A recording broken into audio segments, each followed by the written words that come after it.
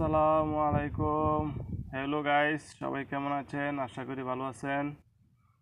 তো ঈদ কাটাইলাম, 4 দিন ছুটি ছিল। ঈদ কাটাইছি, আলহামদুলিল্লাহ ভালোই কাটছে। তো কালকে থেকে আমাদের ডিউটি চালু হয়ে যাবে। তো আবার একটি বছর কাজ করতে হইব প্রবাসের মাটিতে। কাজ করার পরে আবার যেমন এরকম সময় আসবো, তখন আবার 4 দিন করে রোজা ঈদে 4 দিন ছুটি, কুরবানি ঈদে 4 দিন ছুটি, মোট আমরা বছরে 8 দিন ছুটি পাই। তো আমাদের জন্য সবাই দোয়া করবেন। সৌদি আরবে যে তাপমাত্রা আপনাদেরকে একটু দেখাইতেছি, দেখেন এখন 4টা বাজে বিকাল, তারপরে কত রোদ দেখতেছেন। সৌদি আরবে তাপমাত্রা কত, এখনো কিন্তু রোদ। আপনারা দেখতেছেন, আমি গাড়ির ভিতর থেকে বসে ভিডিও করতেছি, দেখেন রোদের অবস্থা দেখছেন কত রোদ। এখনো কিন্তু 4টা বাজে বিকাল, তারপরে রোদের কত পাওয়ার আপনারা মানে দেখলে অবশ্যই বুঝতে পারবেন।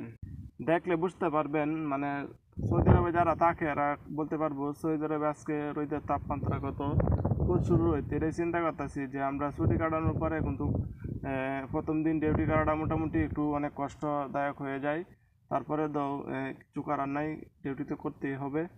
তো আমাদের জন্য সবাই দোয়া করবেন, সবাই ভালো থাকবেন, সুস্থ থাকবেন। টাটা।